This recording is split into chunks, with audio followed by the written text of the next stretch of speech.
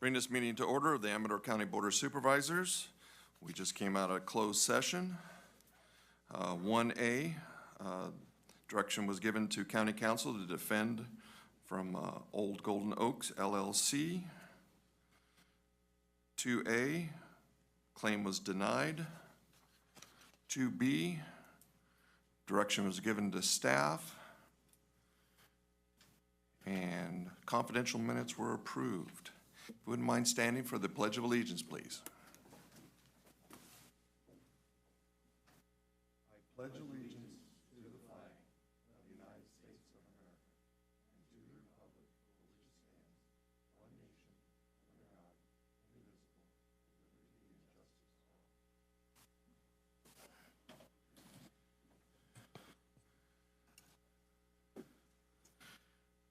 Okay, Supervisor Crew will be participating remotely via Zoom for today's meeting pursuant to Subdivision F of the Government Code, Section 54953, because he's currently sick with a contagious illness and unable to attend in person. Public matters not on the agenda, discussion items only.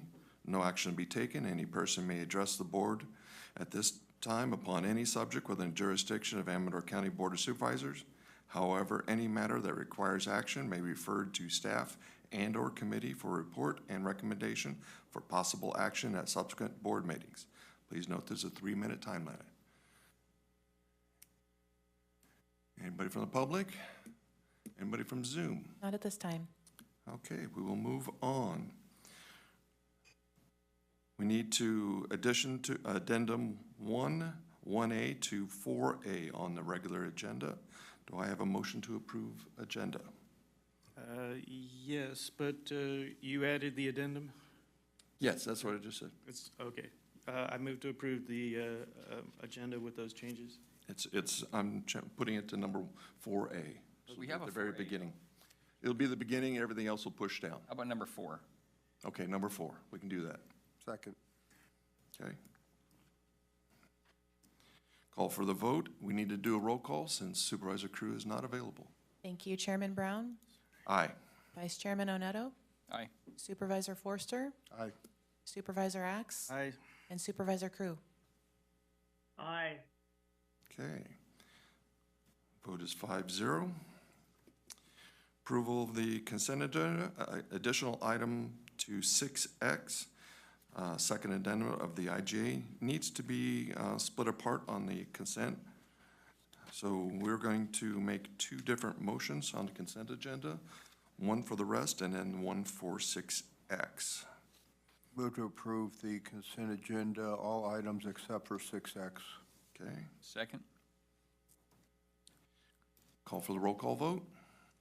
Thank you, Chairman Brown, Aye. Vice Chairman Oneto, Aye. Supervisor Forster, Aye. Supervisor Axe, Aye. and Supervisor Crew. Aye. Okay, now we're calling for item 6X of the consent agenda. Move to approve item 6X on the consent agenda, yes. Okay. Second. Under discussion, I have family members have an interest in land across from the Buena Vista tribe, so I will not be voting on this matter. Okay. Call for the vote again. Thank you, Chairman Brown, Aye. Vice Chairman Oneto, Abstain? Supervisor Forster, Aye. Supervisor Axe, Aye. and Supervisor Crew. Aye. Okay. 4-0-1. Okay, we're going to 4A, or 4 I should say. Amador Speaks, Suicide Prevention Education Awareness Knowledge Support. Presentation by Stephanie Haas, MHSA Program Coordinator and Amador Speaks representative, related to the efforts of organization during the past year as well as future goals, adoption and presentation of a resolution recognizing the week of September 10th through September 16th as National Suicide Prevention. Hello. Oh, we need a Heather, the speaker, microphone, excuse me. Come on Good up. morning. Good morning. This is our annual report that we provide you guys during Suicide Prevention Month. Thanks for having us. So we do have a slideshow. I think they're pulling that. Thank you. All right, so suicide prevention in Amador County. As we all know and have recently heard again, suicide is a long-term challenge here. We have rural areas are just in general more susceptible to higher suicide rates for a variety of reasons, such as our firearm ownership is higher. We have higher numbers of groups that are disproportionately impacted by suicide, like older adults and veterans. And we tend to isolate up here. Transportation can be a barrier, access to services, and so forth. Go ahead, next slide. Where's there? Just an overview of our suicide death data. The California Department of Public Health is on Zoom, and they'll be presenting more in depth in our rates and more when it comes to the data and diving deeper into that. But just a snapshot is that between 2016 and 2021, we experienced 73 suicide deaths in Amador County. Veterans represent 25% of those deaths, and the majority of people dying by suicide are white, middle-aged, older males. Next slide, please. Oh, there we go. Perfect. So, we've known about this issue for quite some time, and we've been trying to gather community input and community support to address this challenge, because it's not just, an issue that is isolated to one department or one population and whatnot. It's a community challenge. And so when Capital Public Radio came and did a story on rural suicide and focused on Amador County about 5 years ago, that really brought a different level of education and awareness to suicide death and prevention. And as a result of that, we were able to engage with a lot of community members, and it really started a movement. So we started the Amador Speaks Suicide Prevention Coalition. And I will let Debbie come up and talk. Go, 2 more. Hi, my name's Debbie, and I'm on the Speaks Committee. I also work at Sierra Wind Wellness and Recovery Center. And Amador Speaks, it operates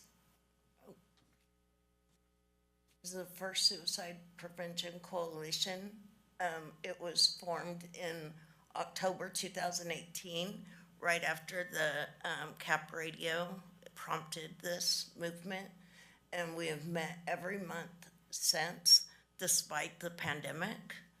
And we have a core membership represent from nonprofit organizations, agencies, community members, and those with a passion to address suicide in their community. And when I first started, I was a community member, and then that got me advanced to helping more. So next slide, please. Amador Speaks operates, we do a strategic plan every year where our primary focus is always on training. Data is extremely important, and community engagement and collaboration in a rural community. If we do not collaborate with other agencies and community members, we will not achieve anything. Thank you. Thank you. Just to piggyback off what Debbie was saying, training is a real focus for us as a coalition. We really want to make sure people have the tools they need to help somebody in need. It doesn't do any good if your neighbor is struggling or your family member is struggling, you don't have the tools necessary to get them the help that they need to get out of that crisis situation. So we offer Question, Persuade, Refer. It's a suicide gatekeeper training. It's QPR. Nexus Youth and Family Services offers it. We offer it through behavioral health, and we've trained over 600 individuals in the last 5 years. We offer it in Spanish and English. Other trainings have been provided, such as El Rotafolio, which is targets Spanish-speaking populations. We do the Living Work Start, Safe Talk and Assist. And we also provide training during our regular coalition meetings every month. So last month we had a representative from Friends for Survival. We've had the chaplains that work with the Sheriff's Department come and talk to us. We've had the American Foundation for Suicide Prevention has come and done training for us. And this next week, we have the VA coming to do a lethal means safety training. Next slide, please. Data. So data is critical to suicide prevention efforts. If you don't know who is dying at higher rates of suicide, you don't know where to target your efforts, really. You don't really know what your landscape is. So we have the Jonah Cox from the California Department of Public Health. He's going to take over for a minute and kind of dive deeper into the data.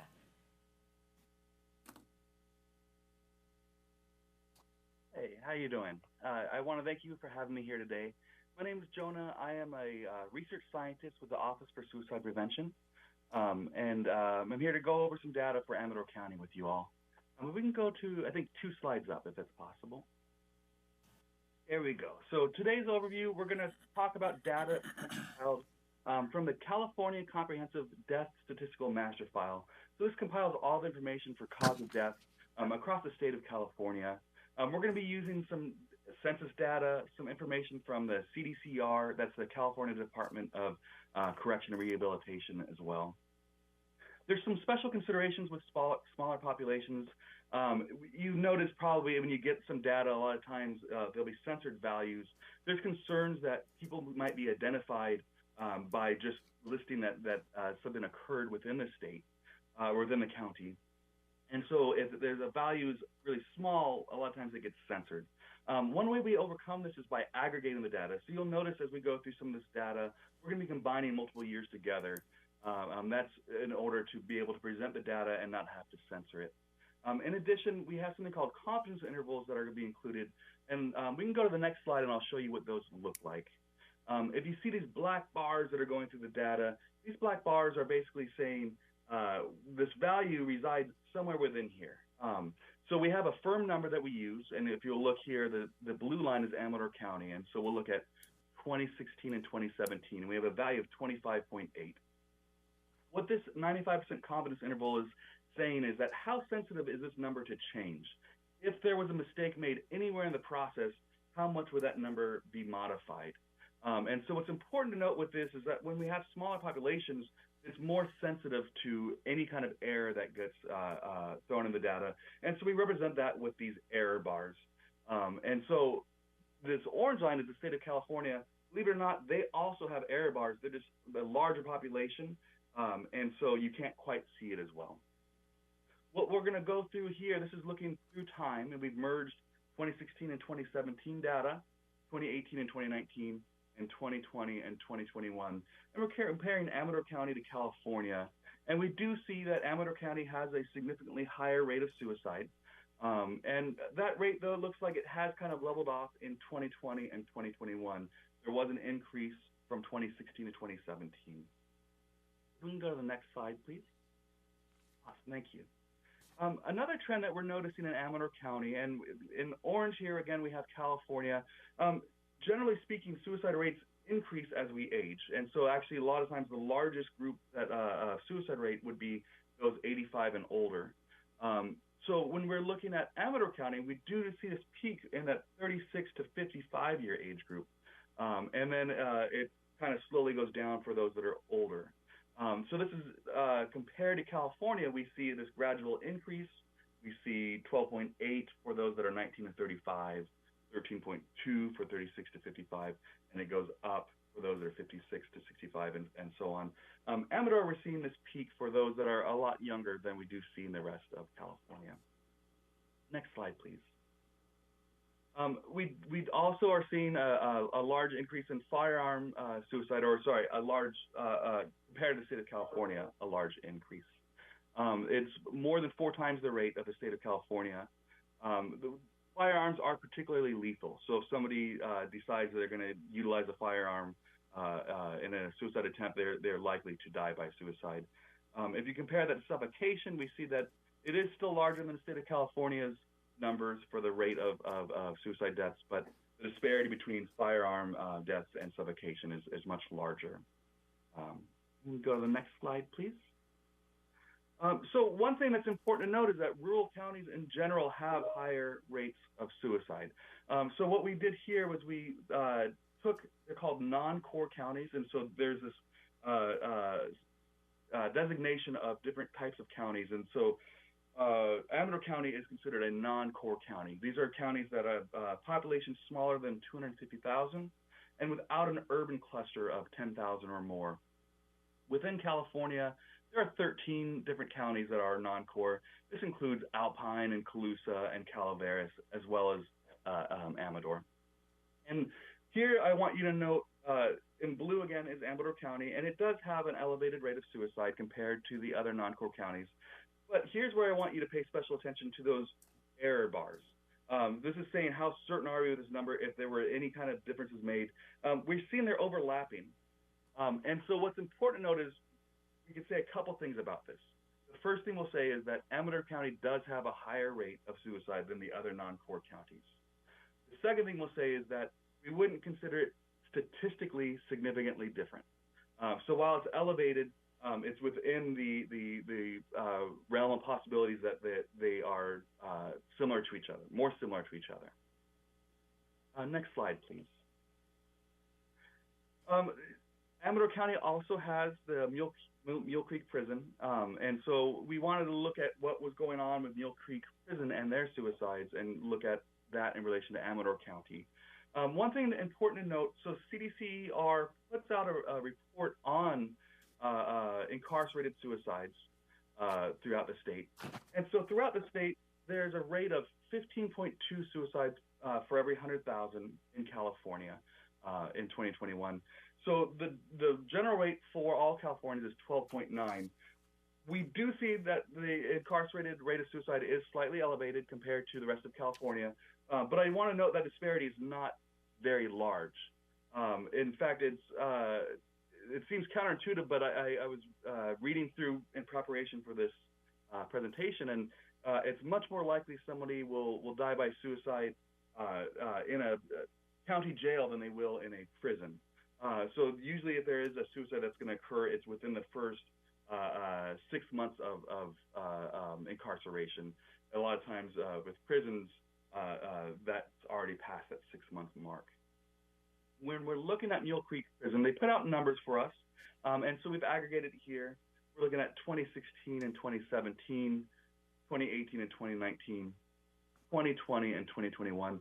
We do see, as time has gone on, that the Mule Creek State Prison suicides are making up a bigger proportion of Amador County's suicides. In 2016, 2017, that was around 10%. It's gone up to about 14% of the county's suicides are from that prison. I do note that CDCR, they're putting out these reports. They are working to help reduce suicides across the state, including at Mule Creek State Prison. You know, question, this is Supervisor Neto, question that slide, sir.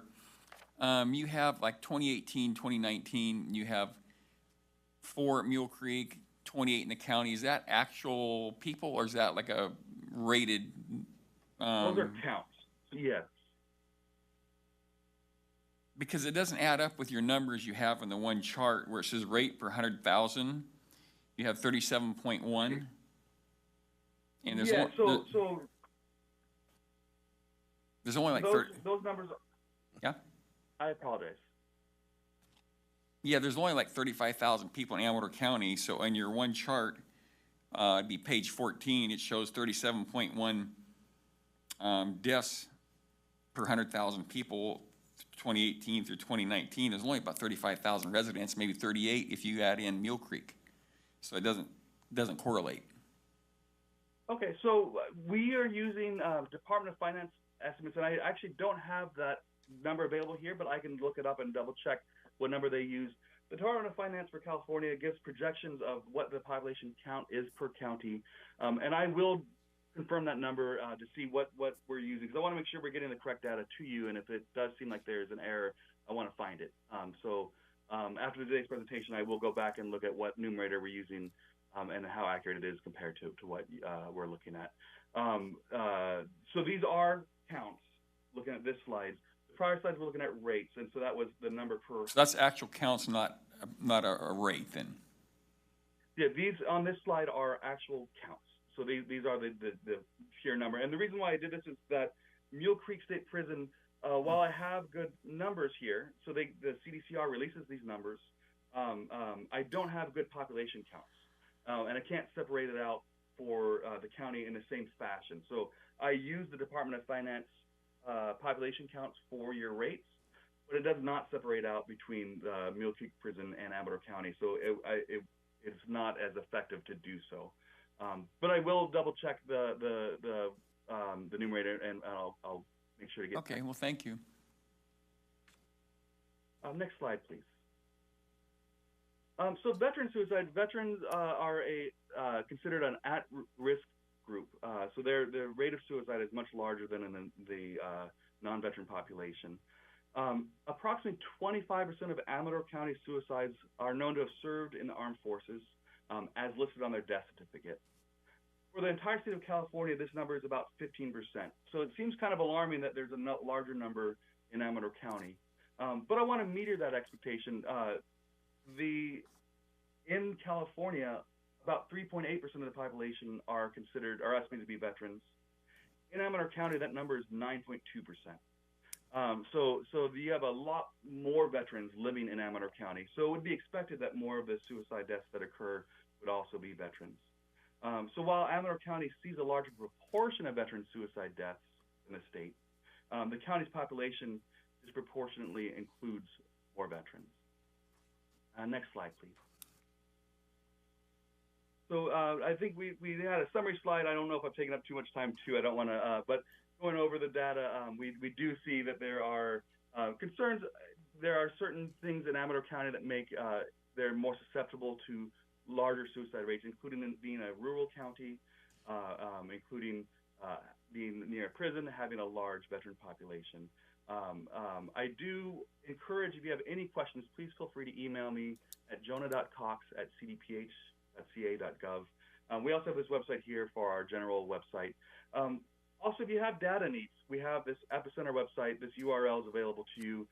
You can find out over many years as far as suicide rates as well as self-harm rates at hospitals. I again want to thank you for having me here today. I really appreciate the opportunity to share some of our data with you all. Thank you, Doctor. Yep, thank you.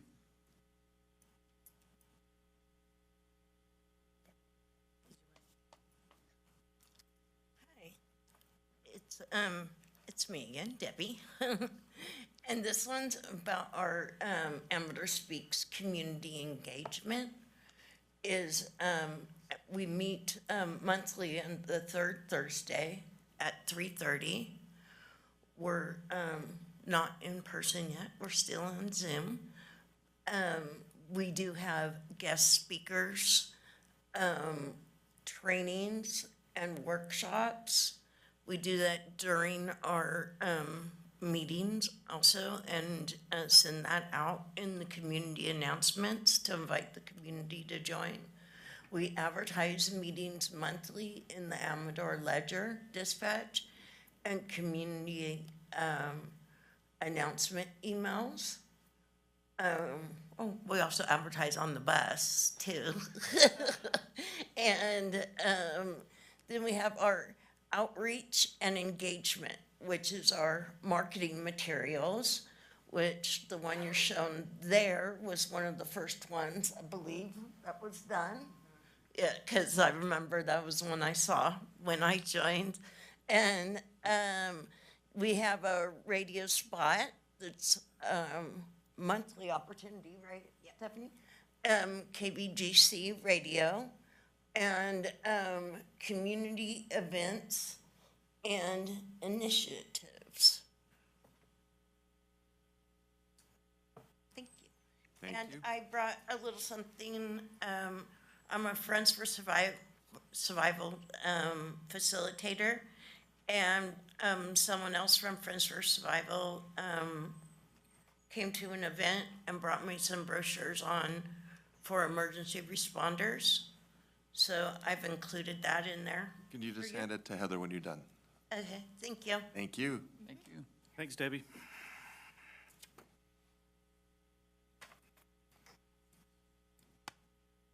Hello. Hello. Hi, my name is Deja Douglas. I'm the administrative coordinator for the Amador County Arts Council.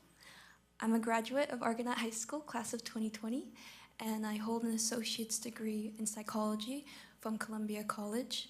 I'm currently enrolled at Sac State University, and I'm a former foster kid, special education student, and survivor of domestic violence. And this past Friday, the Amador Suicide Prevention Coalition collaborated with dozens of community partners to produce the 5th annual Suicide Self-Harm Prevention event of Amador County. Over 120 people attended this multi-generational picnic called Tools for Tomorrow. It was formerly known as Heart of Hope. This family center event brought together people aged 0 to 86, where they enjoyed a free dinner, live music, Mesoamerican dance, creative activities, wellness tools from local resource agencies.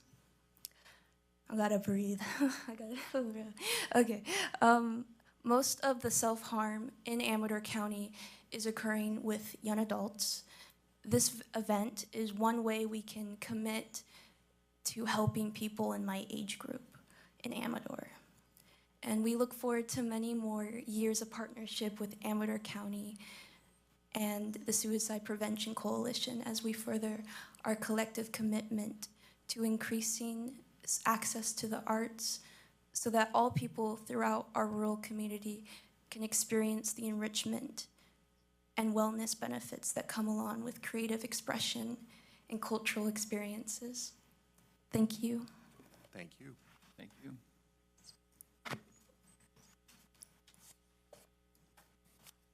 All right, we have Cassandra here from the VA, and she's gonna do the next slide.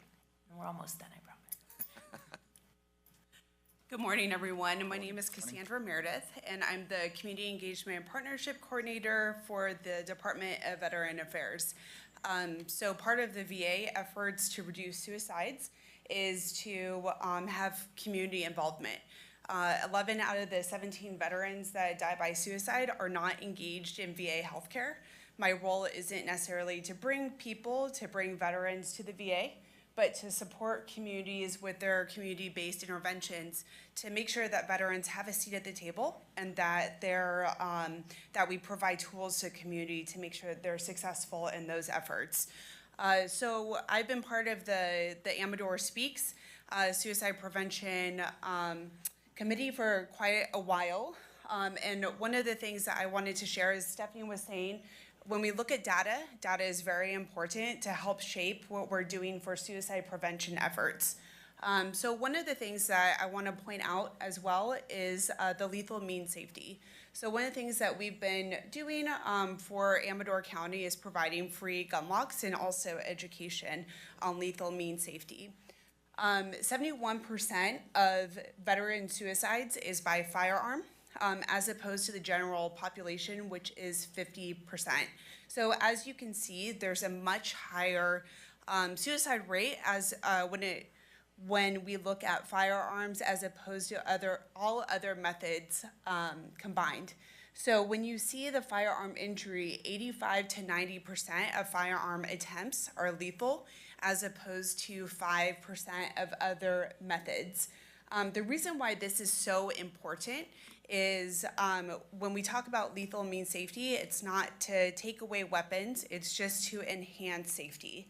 So a lot of what we do is provide education around safe storage, and when people might be more susceptible to having thoughts of suicide, making sure that weapons are safely stored is a really important piece when it comes to suicide prevention efforts, and really just providing that education to the community around what lethal mean safety is. So basically anything that builds in time and space between ideation and between attempt. The reason why this is also important is because stats show that suicide ideation and actions are very short, so it could be a very impulsive act. So when we look at some of the percentages, 71% of suicide attempts happen within an hour of the ideation, and of that, 24% happen within 5 minutes. So again, what we're seeing is this can be very impulsive, and anything that we can do to help build in time and space between someone who might be at risk for ideation is really important. So, yep, that's all I want to really say for the purpose of time, and I will hand this over to Stephanie. Thank you. So how do you, Cassandra, how do you know it's within 5 minutes? Yeah, so that's what some of the research has shown. So this was based on a study below, and it took in emergency room survivors and talked about when ideation happened. So ideation is just the thought of having suicide and then the impulse. And again, when we look at firearms, because it's so fatal, that's why there's a concern around the impulsivity and making sure that firearms are safely secured. Okay, thank you. Yes, thank you. Thank you. All right, next slide, please. Okay, so we have a lot of work we're still doing. We do a lot all year long to address suicide in our community. And we are currently updating our strategic plan. We're talking about bringing a spring event to the county, maybe doing something like a Hike for Hope or some sort of dinner again, like Cap Radio has had, where we have a panel so people have opportunity to engage more and ask questions. And just leaving you today with the theme that Suicide Prevention Month this year is telling us is, what will you do? What action will you take to help prevent suicide in your community? So, do you guys have any questions? Yeah, I have one. Okay. There's just a little blurb in there on the Cap Radio deal, but it doesn't talk too much about why in your report. Yeah. In our strategic plan, we talk about the reasons why. You know, it's one of those things you have to be okay not knowing sometimes. We have all this research and data on risk factors and protective factors, and we know what those are. And we used to get little snippets of why, you know, from the coroner's office, but things have changed and we don't get that information anymore. But back then it was, you know, chronic illness, didn't want to be a burden, spouse died, lonely, you know, things like that. I think that's an important factor. It is why. huge, yeah. It's like other day I was talking to a veteran. It's interesting. He went and did 5 combat tours over in Middle East. I think it was Afghanistan, and he told us about how they have to the rules of engagement when they're over there fighting.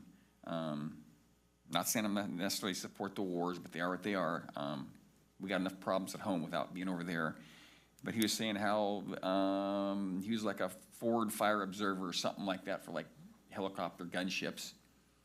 And how when our troops are shot at, that they were supposed to try to disengage and say they're Americans. I don't remember quite exactly what he said, but disengage and get away from that. If they couldn't do that, then you try to suppress with overpowering firepower. And if that didn't work, you know, then at some point you could say, hey, we need some help. We need some aerial help here.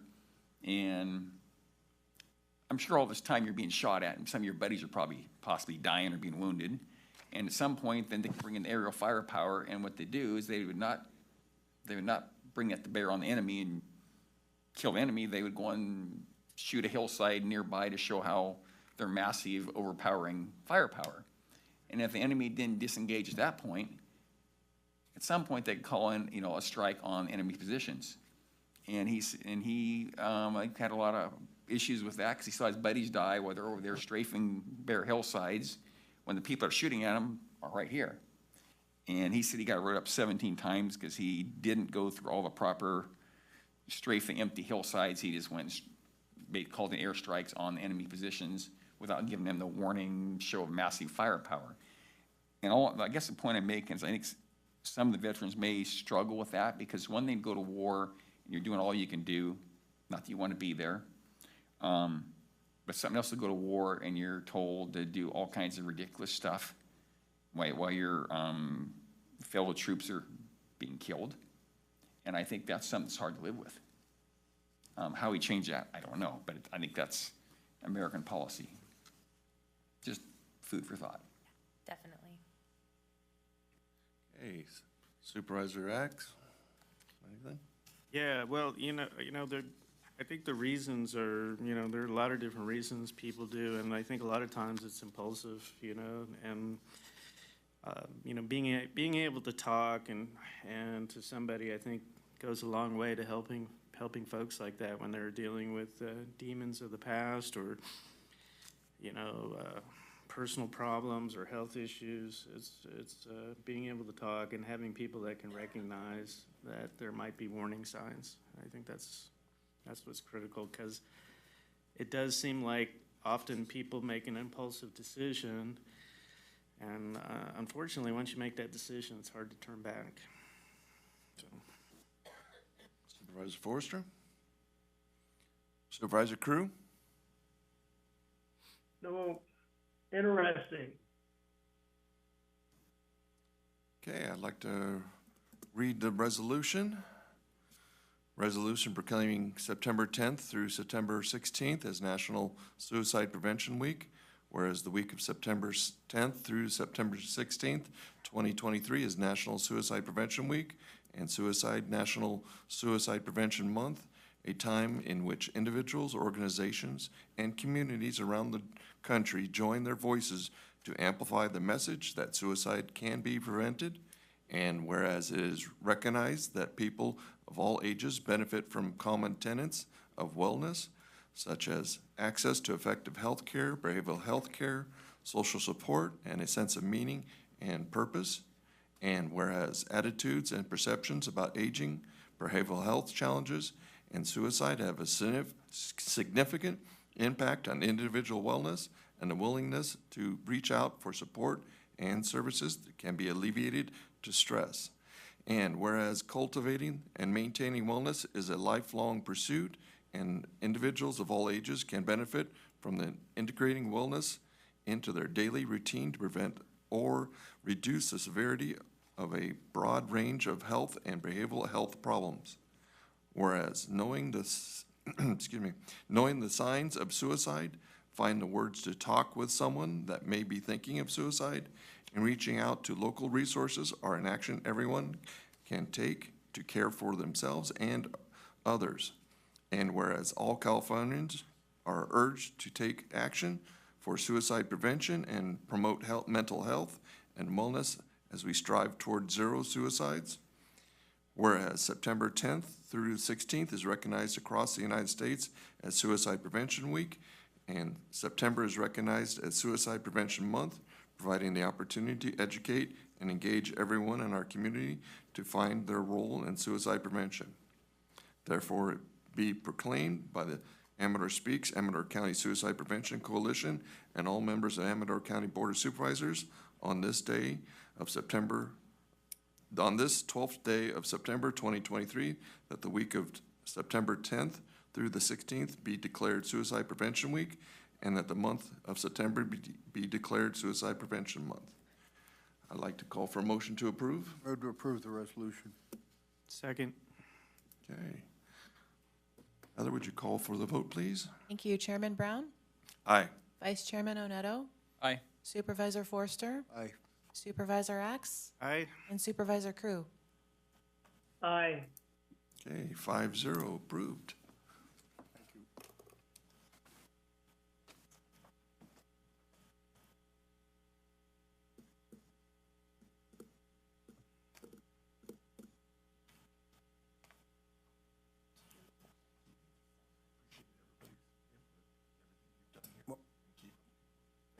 One more thing before you leave. How did the event go on September 8th? Great. Great. Yeah, we had a huge turnout. Wasn't expecting that. Can you go to the mic?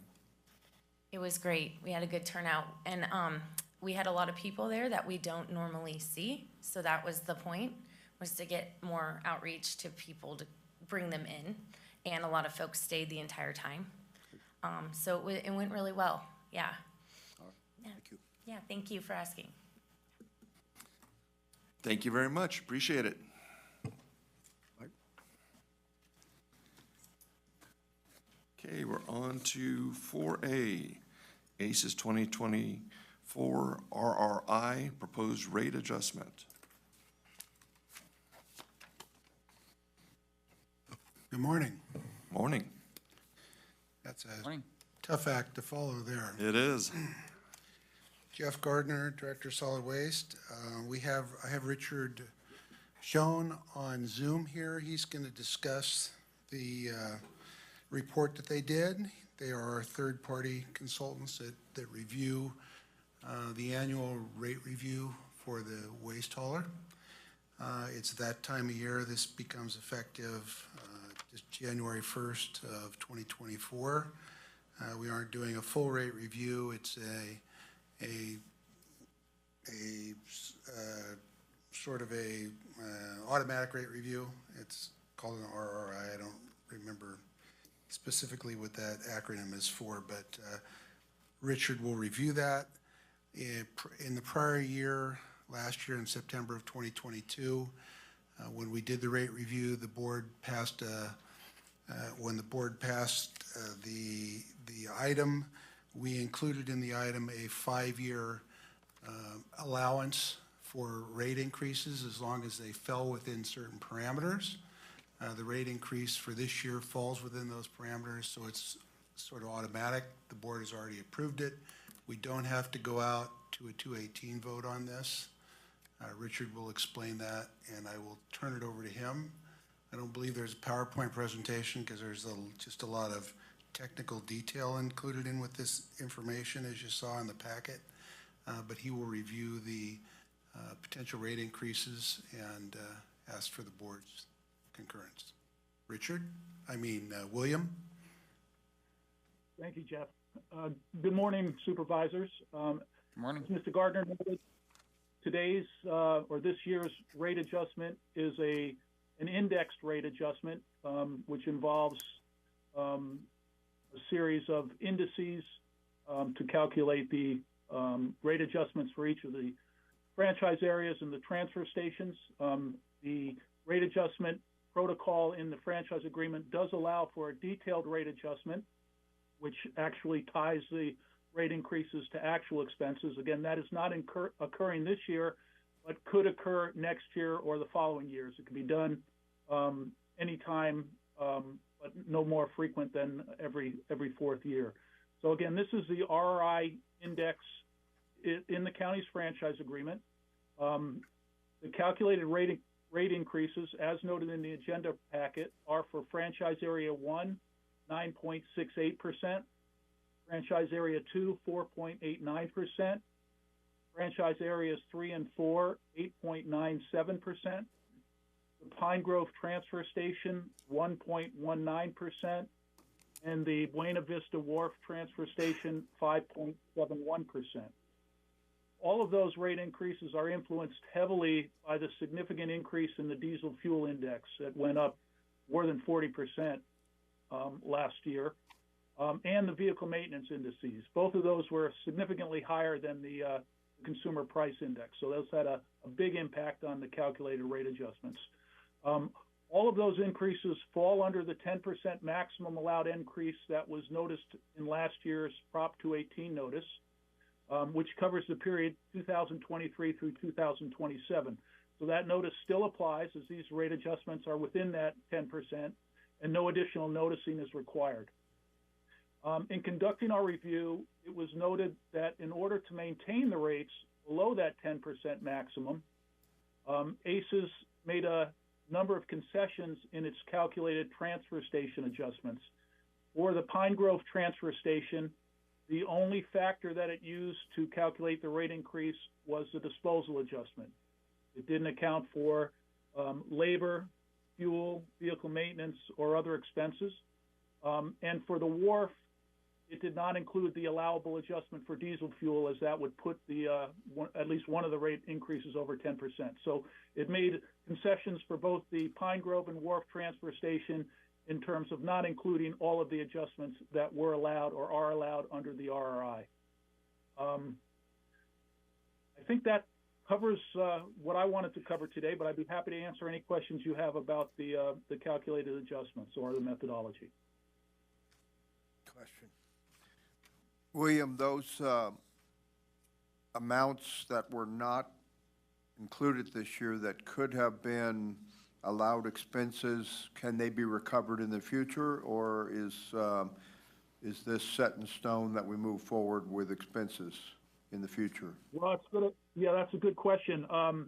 Per the methodology, we would only be going back to the prior calendar year for calculating the indices. So in that case, they would not. It may be a moot point if a detailed rate review is conducted next year, which is allowed. Either the county or the company can request it, in which case it's set to allowable. But at this point, per the methodology, we would just move forward with the indices calculated per the agreement and not providing for a catch-up. The company hasn't asked for that, but it's a good point. Thank you. Supervisor Axe? Yeah, Richard, just how does this compare with, I know last year we went through the comprehensive adjustment. How does this compare with other more recent adjustments, especially with the higher inflation rate? Last year was an indexed adjustment as well. I think the last 2 years. Oh, it was. Oh, okay. Yeah, index adjustments. Are you speaking to the county's internally comparison or to other outside agencies? Just to the county, ACES. So were they in the same ballpark last year? Yeah, I'm just going to look. The agenda packet does include the historical rate adjustments. Oh, right. That's attachment D. Attachment D. Yeah, you can see that. Okay. Yeah, I have to kind of prepare myself for a phone call. Yeah, so I mean, the industry overall has experienced pretty significant increases in many of the expenses. Fuel, which is a major cost, labor is significantly increasing. There's been significant need for labor. It's been hard to find and keep good qualified staff throughout the industry. So we've seen some fairly significant increases the last few years. Again, it's all based on the change in the indices. I will say that fuel, which was the largest increase last year at over 40%, this year is tracking at, I believe, almost a 15% decrease. So I guess that's somewhat good news in terms of future potential adjustments with that cost coming into a little more uniformity and not increasing at the rate that it has the past several years. So do you think maybe that aspect of the increase could go down next year? If an indexed rate adjustment were conducted, it would based on year-to-date results. Again, if the company requests or the county requests a detailed rate adjustment next year, we'd be setting costs to actual. But in looking at projecting costs, we look at the indices as well. So I think that would be reflected in some manner in the adjustment next year. Why was Area 2 lower than 1 and 3 and 4? Because it was higher last year. Yeah, it has to do with the percentage of expenses because they're allocated amongst the different areas. Mm-hmm. It's really just a result of the mathematical calculation in terms of the percentage adjustments to each of the indices components and the percentage of those components within each franchise area as a percent of the total. So it's a purely mathematical result. Okay. Yeah, I have a question. You have like a chart showing all the different costs and the percentages. Like page, say, 21, you've got depreciation and interest. Mm-hmm. What would the interest charges be? That's on the on any loans related to depreciation and capital costs. So. Okay, and what is the interest rate on those loans and who are they from? You know, I don't know, and we don't look at that as part of this review. We simply look at their depreciation schedules to confirm that the numbers they're reporting are consistent. I don't know if there's a representative from ACES in there that could speak to that, but that would be something during a detailed rate review where we'd be looking at that much more closely. Okay.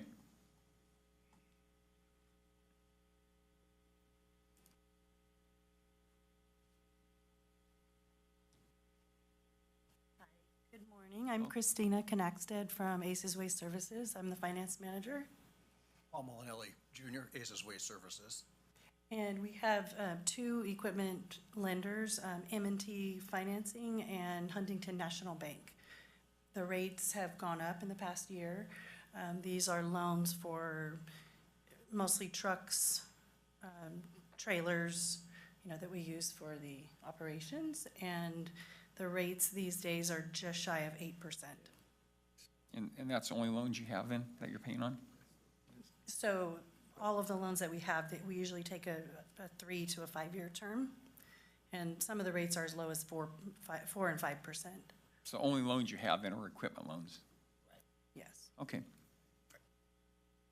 Thank you Well, very thank I much. you. just want to make sure that, since you're not asking for some expenses, that those aren't going to come full circle next year and be added on, because if you start piling on, then the rates for different areas are really going to be high. That's not our intent to go back. Now, you know how rates work with the water agency. If you Yes, I do. That's- Yes, I do. try and average them out to get to that, I don't know, I think the average over time has been like 4-point-something% increase per year, so we can keep it in that range. Unfortunately, I don't like it any more than anybody else, but I see it as reality that with the changes in state law and what they're trying to do with recyclables and having a zero waste stream, prices are gonna keep going up. No, I would agree. Don't forget the actions the Air Board has been taking, making people get rid of perfectly good serviceable vehicles, buy brand new ones that have a lot more problems, a lot more expense, problems that equate to expense. Absolutely. Supervisor Crew, do you have anything? I think Supervisor Cruz muted. Supervisor Crew, you need to unmute yourself, please. Oh, I'm sorry. No, it doesn't surprise me. The cost of everything for everybody has gone crazy. So the numbers, frankly, were a little lower than I might have expected. Okay. Anybody from the public? Anybody on Zoom? Not at this time. Okay, back to the board. I'd move to approve the 2024 transfer station rate adjustments and approve the 2024 solid waste rate increase for rate zones 1 through 4 in accordance with Prop 218 provisions adopted in the public hearing on September 13th, 2022, and direct staff to mail notices to affected customers, property owners with a postmark no later than 10/31/23. I'll second that. Okay, call for the vote. Thank you, Chairman Brown, Aye. Vice Chairman Oneto, Aye. Supervisor Forster, Aye. Supervisor Axe, Aye. and Supervisor Crew. Aye. Okay, 5-0. Thank you very much, Jeff. Thank you. Thank you. Okay, we're on to 4B, General Service Administration Animal Control Fee Schedule.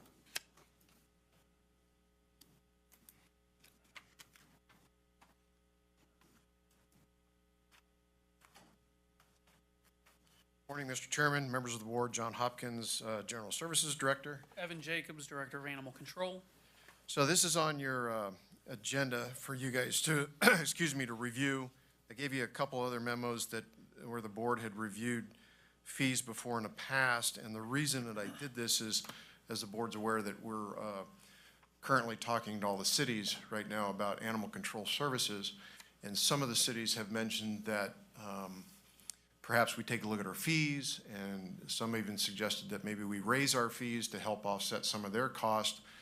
Unfortunately, the cities, I don't think, understand entirely how all of the intricacies of animal control work. And in fact, Evan is here today to announce one of the events that he's going to hold that is listed on our fee schedule to reduce adoption fees because of the totality of animals that we have, which is in direct conflict with what the cities are maybe asking us to do. That's what I was thinking, because you raise your adoption fees, you're gonna have more animals at your shelter.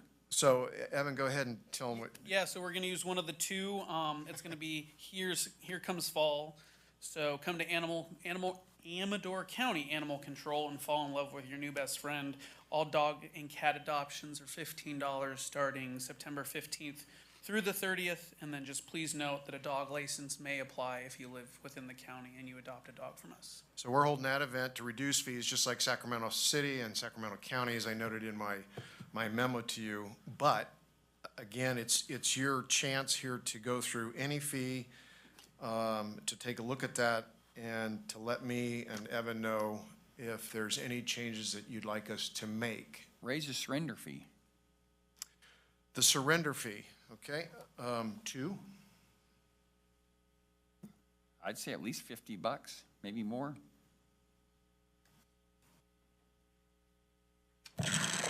We can justify it wherever it needs to be, because our costs associated with surrenders are significant, but the risk is that they'll just start abandoning them rather than. I thought about that, yeah.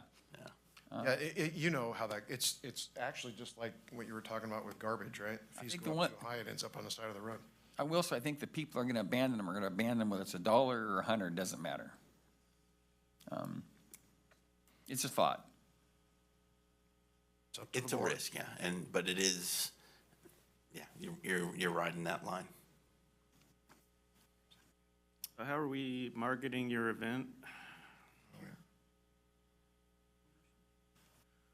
So Supervisor Oneto, you're talking about taking that fee from $30 to $80. I think I said 50, but, Well, you said raise it 50, that. $250, not Raise it $550. $250. yeah. Oh, raise it $20. I don't get a lot of surrenders anyway, do you? Really? We get a fair bit. I would say anecdotally, I don't have the numbers, but probably 20% or so of all the animals that come through, give or take. And actually, I mean, probably could, like you said, you could raise it up to 80 if it's a price.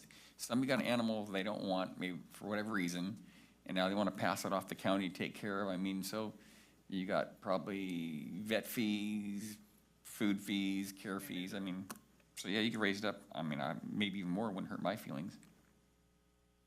What are we doing to market your event? And then also just to market, that we have animals for people to adopt. I mean, that would probably help reduce a lot of the burden if we adopted out more of our pets. You see your screen first thing here in the morning? Okay, but I mean, we're doing like Facebook and Yes, all we of do a that? ton of outreach on Facebook. Okay. KVCG has been, just came yesterday to do a promotion on some of our animals, and we're always trying to market them. Because without that, you're not gonna be able to move them. I've had animals at the shelter, perfectly healthy, happy, behaviorally sound animals since May, and adoptions are just not moving. So, we're just trying to, promote as best as we can. With respect to cats, I know that rodents can be a problem for a lot of people, especially if they live in a little more wooded areas. That's a good thing to throw out there, is that, having a cat is better than putting down traps and poison. So they also do, they also have all the rescues and all the organizations that they work with, as well as Right. a very large number of volunteers that also. Yes, no, I know that APAL has been a great organization to partner with. They do a lot for the community. They're real dedicated. Well, they're focused on cats primarily. Yeah, well, I thought they did dogs as well at one time. No? They'll help with the community if someone might need some vet care, but they don't take in direct intakes of dogs. Okay, well, I thought Maybe case by case basis. they were trying to adopt out some dogs. Anyhow, You two are the experts, so I was kind of hoping when I read through this that there would have been some recommendations for things to do. So I'd like you to see you come back with some recommendations. Well, I got a recommendation now.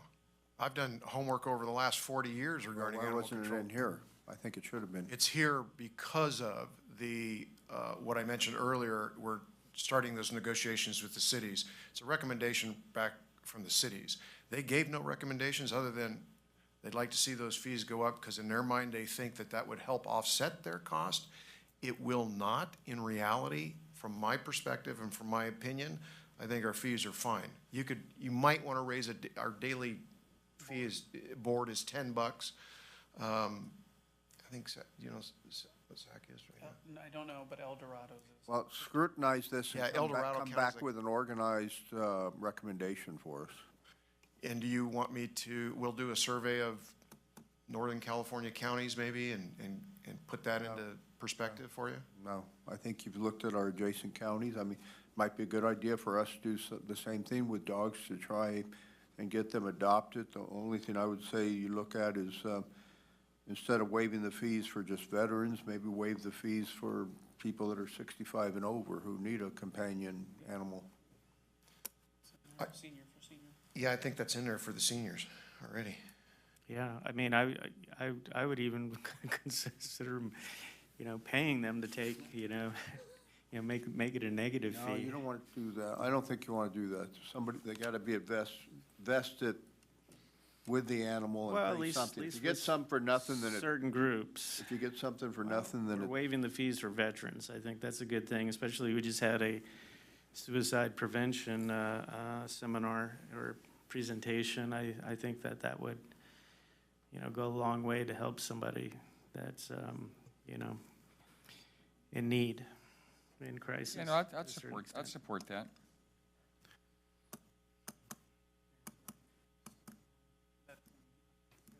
Supervisor Crew, do you have anything?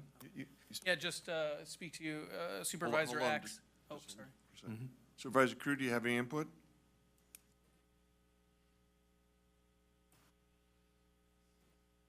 I would say, Okay. I would say raise the surrender fee for sure, maybe even more, because it's something, we're taking on somebody else's burden. So, I don't know how the board feels about that, but that's something I would see. Just to touch Supervisor Axe, there is a state law that passed 2 or 3 years ago, maybe a tad bit longer, that if you are a veteran, you do get I think 2, a 12-month period, free waived adoption fees. Great.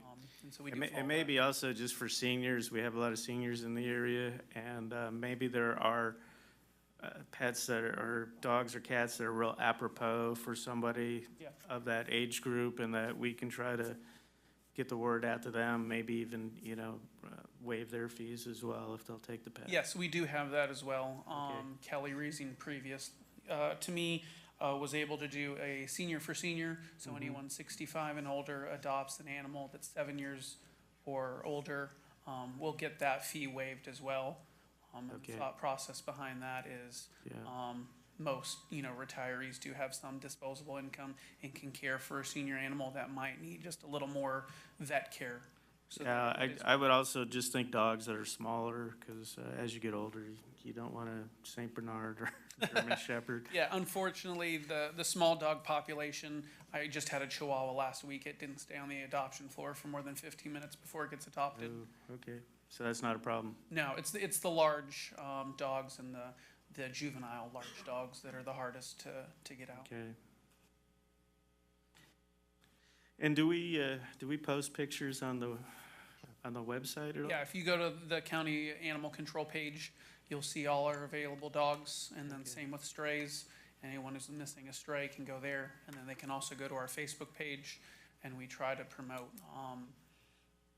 do a shelter walkthrough with a video or an individual post of a dog or cat. Okay, thank you.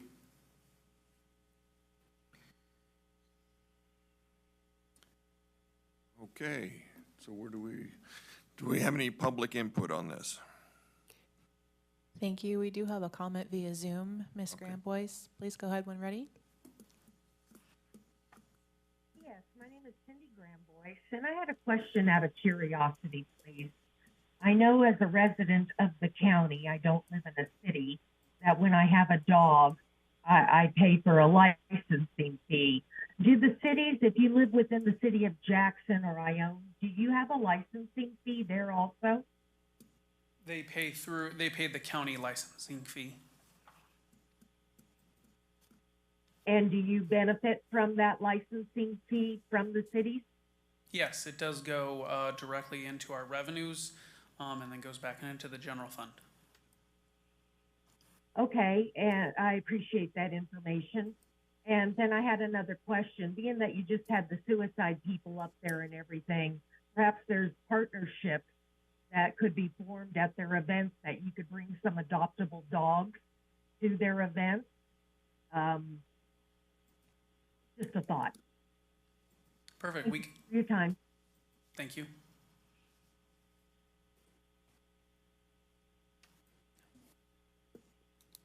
Okay, it's back to the board. I think probably, I like Rich's idea, probably worked, maybe just John can react some recommendations, because you probably know it. You and Evan do probably better than we do. All right. You want us to bring that back to open or just put it on consent? Bring it back to the regular agenda item. Okay. Sure, no problem. Just, you guys are around it all the time, and your staff too, they can come up with some reasonable expectations that, or reasonable recommendations that make sense. Okay, thank you very much. Thank you. Thanks. Okay, we're on to 4C, General Service Administration, County Vehicle Identification. So you can see in this, members of the board, a letter from Ann Watts and a letter from, or a memo to me, and I think Melissa Cranfield's memo to me requesting that certain vehicles be, remain unmarked.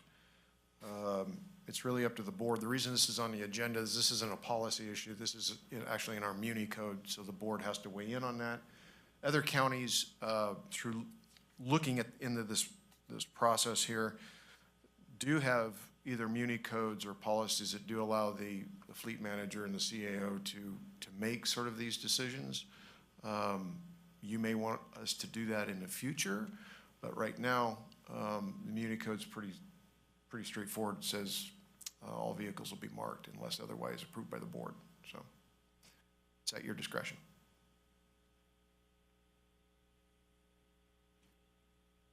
The departments usually know their areas the best, and I think the letters from Ms. Watts and Ms. Cranfield spell it out pretty clearly, their concerns for their staff and the reasons for having unmarked vehicles, confidentiality. So I'd be supportive of the changes. Yeah, I think some of the reasons are very good. Sometimes they have kids in the car, and you know, that could be stigmatizing for a kid being dropped off at school or being seen. And you know, I think it's, you know, kids are pretty self-conscious, and yeah, that's a big deal. So yeah, it's also to maintain the dignity of the families. yes, that too. And you know, sometimes people need a little help, and they shouldn't have to pay an extra price for it. Supervisor Neto? Supervisor Crew?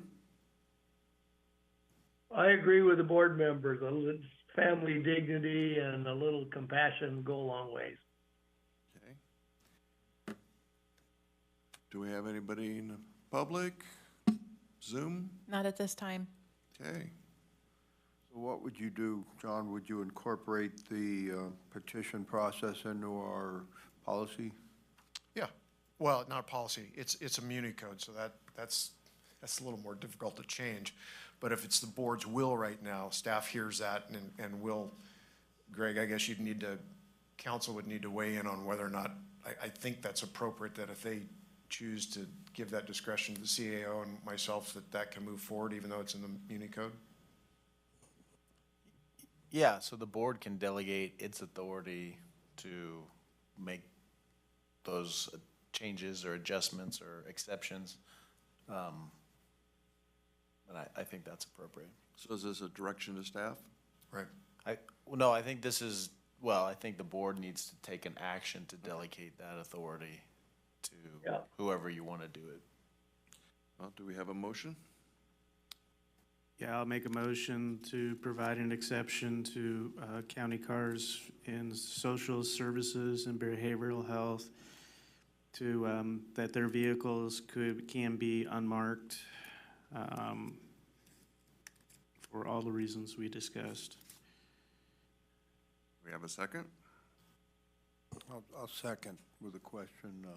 Do, So, do the vehicles still require some kind of little seal or something in the window that says Amador County on them?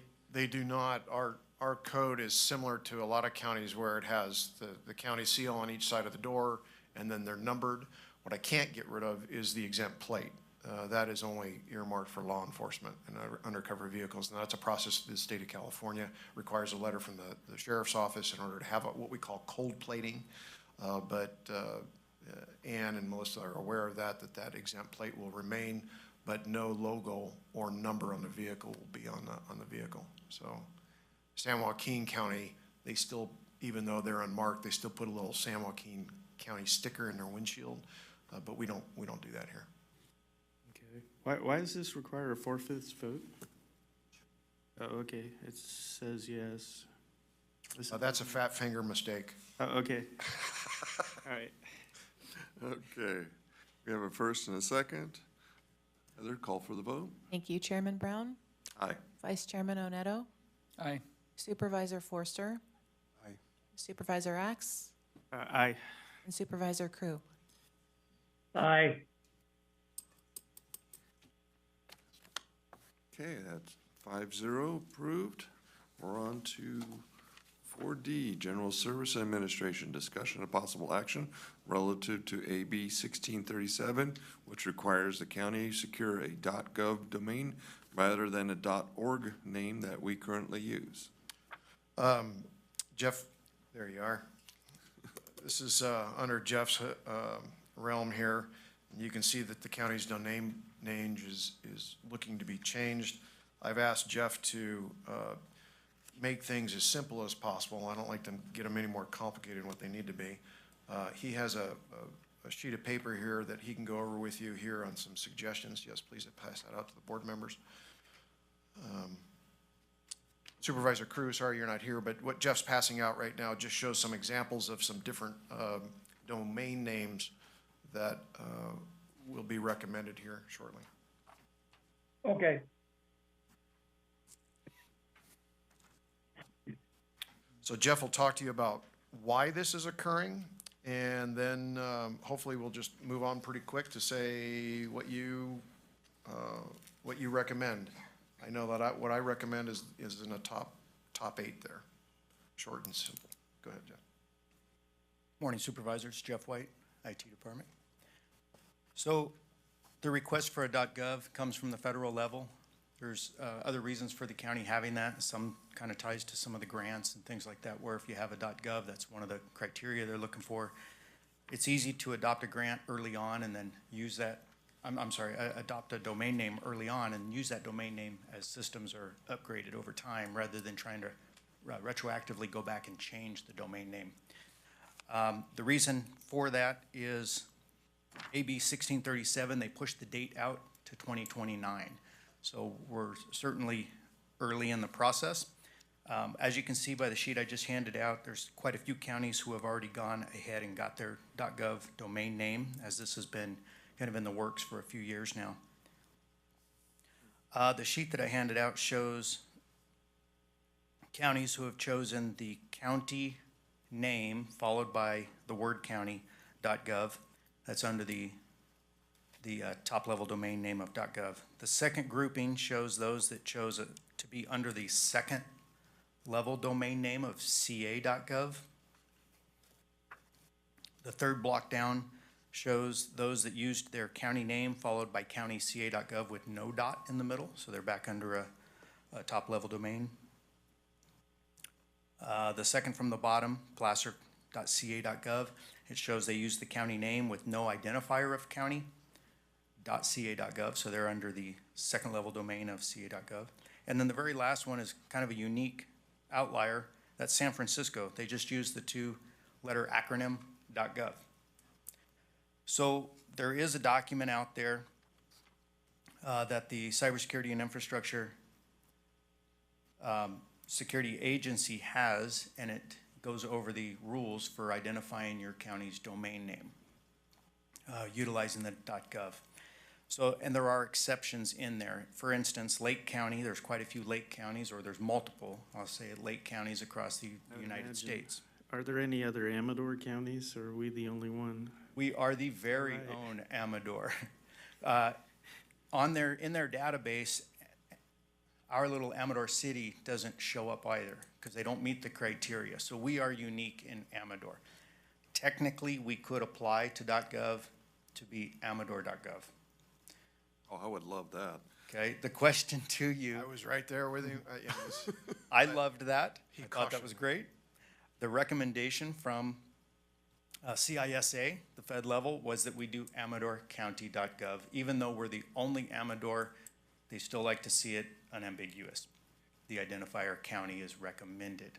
I understand, but when you're sitting there calling out the letters, you know, because you have a constituent that's sitting there, you know, needs to email me, and I'm going down the list, to add any more letters to it is crazy, so. Well, Understood. at least in California, Amador occurs in other places. I know over in Pleasanton, there's the Amador Valley, and I think the person that our county is named after their ranch was over in that neck of the woods as opposed to over here. So it is a California type name, so maybe having the county is still probably the better way to go. I like the county. I think we should spice it up a little and do something a little unique. No. Okay? Like loveamadorcounty.gov. Where is amadorcounty.gov? I'm not kidding. I mean, it would highlight Amador County even more. Or visit You know, I got a feeling if you amadorcounty.gov. Googled that, Love Amador County, you might get more than just county government. Loveamadorcounty.gov. Yeah. Can you be more explicit? No, I use your imagination. I just don't know that that'd be a good idea. Always throwing cold water on stuff. Well, we do have an organization, a rescue organization called piglove.com for animal control. But if you Google that, yeah, that's the only reason I'm making that suggestion, that we stick to more a uniform governmental agency name. Yeah, I think Amador County is probably the way to go. Supervisor Crew? The simpler the better. I kind of agree with the chairman. So I got 2 to 3. Okay, I'm in trouble. You can tell the typist in the group. Supervisor, Supervisor you may Neto? give me instruction to apply in any way. So if you choose amador.gov, we can apply. If they approve it, we can go forward. If they deny it, we can always go back. So it's entirely up to you how you wish. I like the county thrown in personally. Sorry, Jeff. I know it. I kind of figured. Okay, so we do want to go to actually, we need to go to public. Anybody on Zoom? Not at this time. Okay. So we're looking at staff suggestion of amadorcounty.gov. Do I have a motion to that? I'll make that motion. Second. Okay. Call for the roll call vote? Thank you, Chairman Brown. Aye. Vice Chairman Oneto. Aye. Supervisor Forster. No. Supervisor Axe. Aye. And Supervisor Crew. Aye. 410. Okay. Okay. Go find amadorcounty.gov. There you go. Now, we're not losing Google coordinating this, right? Or do we lose Google at that point? No, well, if you're talking about managing. all your existing domain names, they'll still work. Right. You're not losing any. So like when we change the name of our email address, do we still have Google managing that portion of it? We do at this time, yes. Is that going to be taken away eventually, or? That's a very long conversation. I'll give you the really short. Okay. The state has adopted Microsoft as their platform. Right. And the state shares a lot of resources with county departments. We have public health, social services, I think some in behavioral, ag, I think is one of them. There's several others that utilize resources from the state, shared by the state, using the Microsoft environment. So we are already using the Microsoft environment, but not at the level that we need to be. I say need to be, or that we are now. It is most likely that we are transitioning that way at some point in the future. So I'm sure we'll have more of this conversation. Because after 34 years in governmental service myself, I am so tired of Microsoft and Outlook. When I came over to the Google platform, life has been so much nicer. So, Fortunately, the state doesn't agree. yeah, I understand. I was afraid you'd say that, but I want to at least put it out there, get it out there. Okay. Okay, Thank you very much. Thank you, supervisors.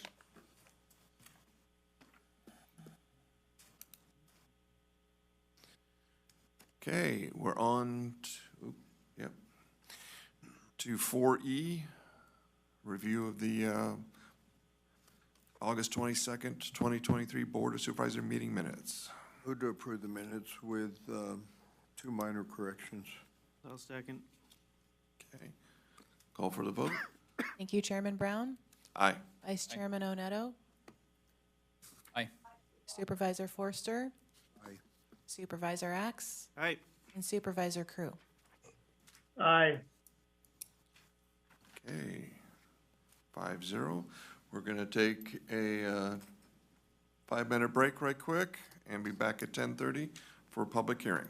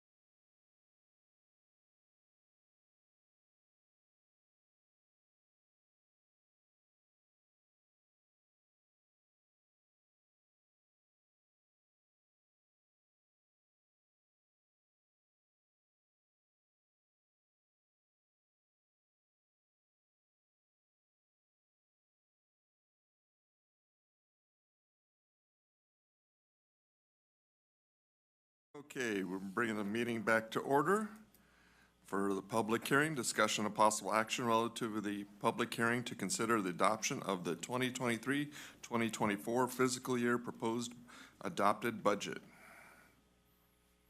Supervisors, the budget as a balanced budget is in your packet there and available for download by the public if so desired.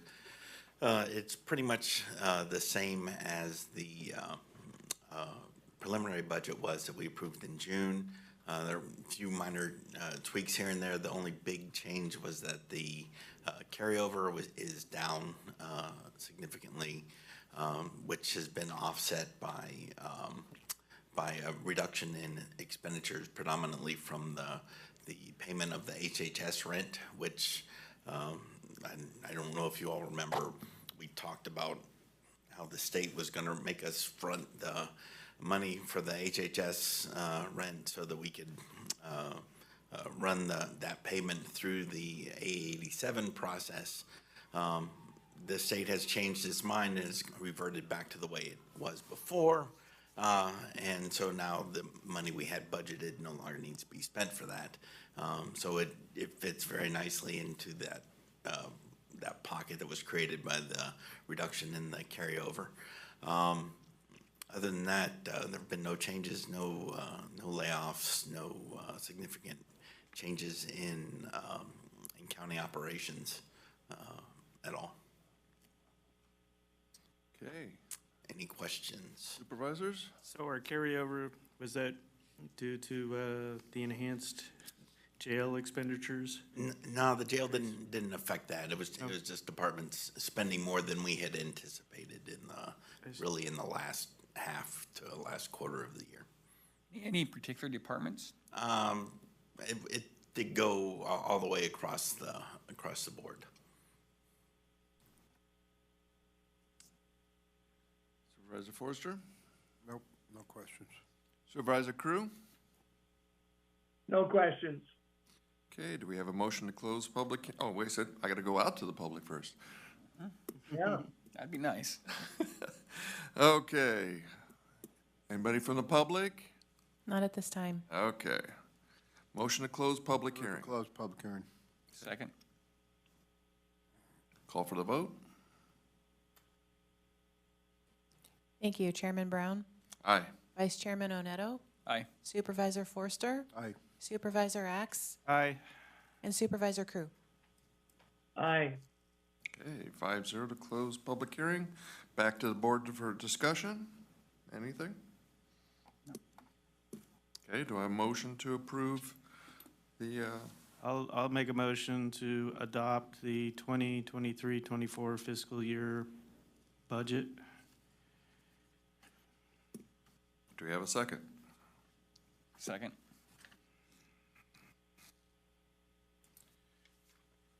Okay, call for the vote. Thank you, Chairman Brown. Aye. Vice Chairman Oneto? Aye. Supervisor Axe? Aye. Supervisor Forster? Aye. And Supervisor Crew? Aye. Kind of mixing it up there. Yes.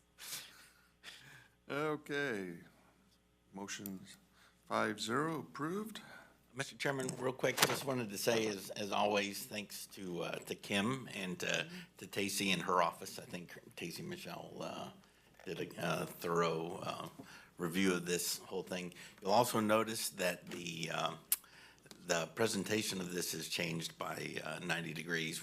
We've gone to a portrait version of the document versus the landscape we've traditionally used. So it will look different. So, but all I had a is complete good. set, and this kind of messes I know that it up. won't fit now. Yeah. The one thing to keep in mind, next year we have seen our PERS costs, and the unfunded liability is going to go up by about $750,000. So this year it went down by $250,000. So that will be spread. It's that 750 doesn't hit just the general fund; it will hit all funds, but it will be coming for next year. So. I thought that this whole PERS thing, we were gonna like kind of get out of this or kind of reach blue skies somewhere. Well, the reason it's going up by 750 is because of the what was it, 3 years ago when they actually lost money? Yeah. I think they lost 5%. So that has come to roost in the actuarials. So that will hit. Now they had that one dip, and then they're back. They're not quite hitting the 6.75 that they're supposed to be hitting, but they're not losing money at least. But yes, it's going to continue to rise until they get their stuff together. So how does California not hit, but I just looked at my federal and they did a 16%. You know, that is, you know, wow, such a difference. Rate of return you're talking about on their investment? Probably what they're investing in, who their investment advisors are. That would be my guess. That's the issue. Okay, anything else? This meeting is adjourned until Tuesday, September 26th at 9 a.m. Closed session begins at 8:30.